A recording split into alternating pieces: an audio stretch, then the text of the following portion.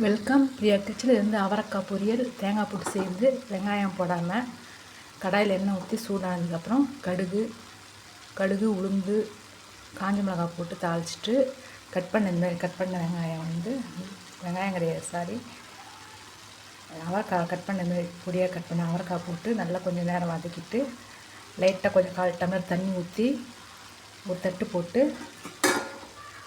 சால்ட்டும் பெருங்காயத்தூள் கொஞ்சம் சேர்த்துருங்க. சால்ட்டும் பெருங்காயத்தூளும் சேர்த்துட்டு நல்லா கிளறி விட்டுட்டு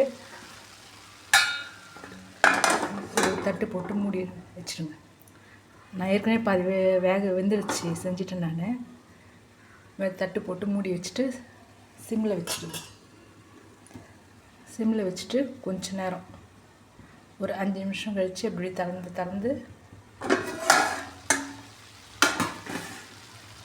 இப்போ பாதி வந்துடுச்சு. இப்போது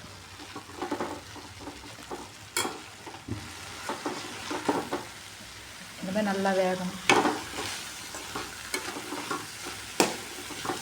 இந்த தண்ணி எல்லாம் வற்றினதுக்கப்புறம் தேங்காய் சேர்த்து இறக்கிடணும். அவ்வளோதான்.